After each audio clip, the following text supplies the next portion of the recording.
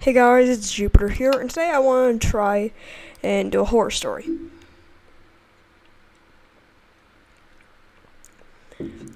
Now, obviously, this is going to be kind of unoriginal, and it's also going to include some real-life elements. For anybody, so I really hope,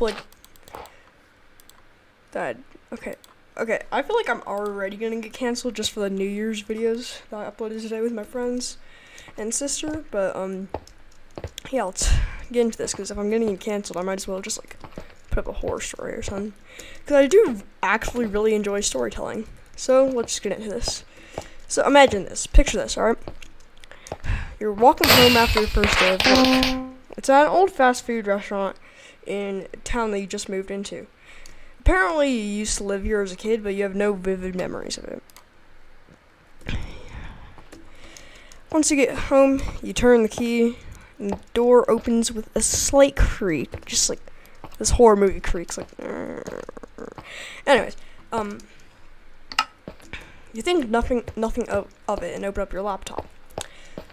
You're about to go chat with your friend for a little bit until your screen starts glitching a bit, and pretty much your screen goes to black, and then you hear text popping up like sand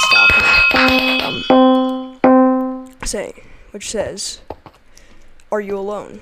Obviously, you get a little spooked by this, and then two bubbles pop up, with one labeled yes and the other labeled no. You obviously just decide to answer truthfully, as you think nothing of it and think it's just a prank by somebody. You click yes, and your computer just goes back to normal. You continue to think nothing of it as you chat with your friend via whatever chatting program you use. It could be Google Chat, it could be Discord, it could be email, it could be really whatever. It could even be texting. So anyway,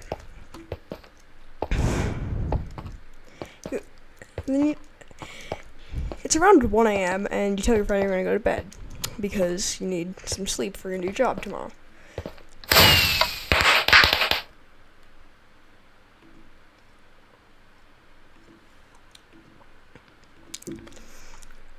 Your friend understands and says, "Okay, that's fine. I'll talk to you tomorrow." Anyways, as you start to turn your computer off, you see a strange message from somebody saying, "Hello there." You think maybe this person is just lonely and looking for friends. So, you click on the message and say hi. Say, "Do you remember me?"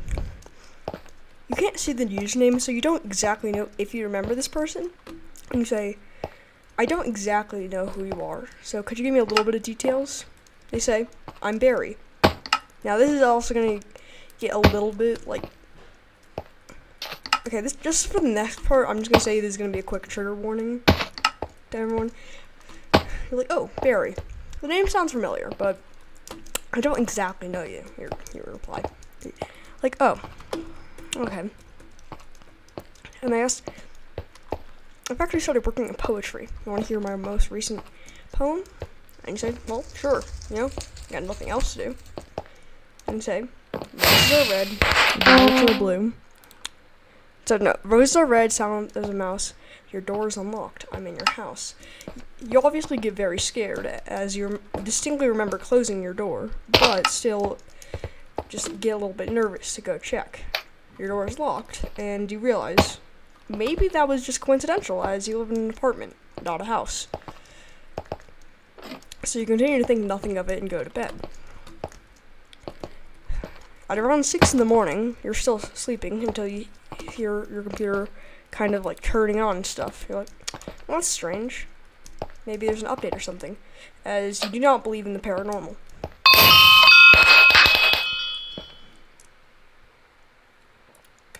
But strangely enough, you decide to go check it out, and you just see Barry sending a picture of a dead relative of yours. That looks like it was recently taken, as if they were alive. Now, obviously, sorry if if you do have a dead relative. I mean, everybody does, but if you have a relative that recently passed away or something, I'm really sorry for this next bit. And just say, "Who are you and why do you have that photo?"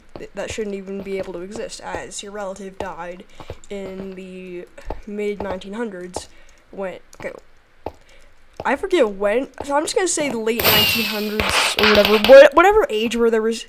I mean, everybody uses 1900s, but anyway, let's just say it was at a time where there were no color pictures, and they were a lot older than that. But the photo makes them look really young. Or not really. Sorry, they were really young at the time in the photo. Makes it look like as if they were to be aging all the way up to this point. You say, "How do you have that photo?" And I simply reply, "Oh, you don't remember me?" And I'm not realizing I do have a dead uncle named Barry. Oh.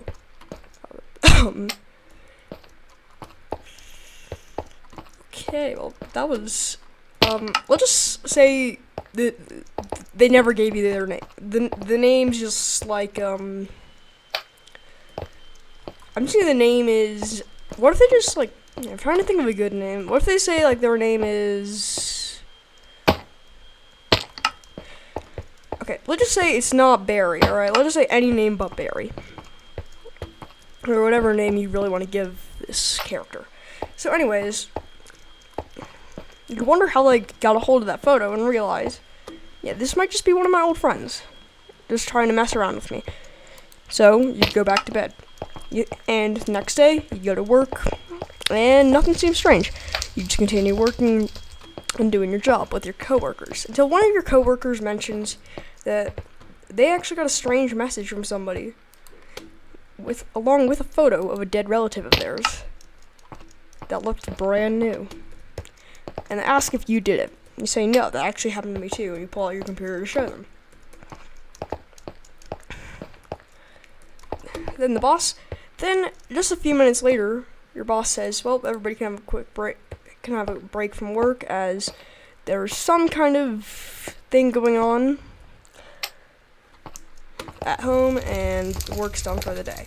So, obviously, you seem to question that a little bit, as the boss doesn't really have any close or distant relatives, and lives alone. So, you're already obviously starting to question that. You thought maybe that was happening to him too, or not him, him or her. I'm not gonna just assume anything about any of these characters. I mean, even though I'm creating them, because this kind of you can make the story up too.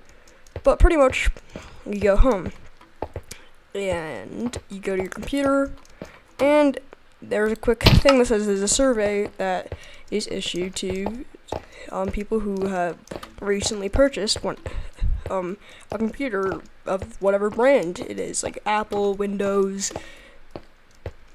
whatever other computer brands there are that I can name.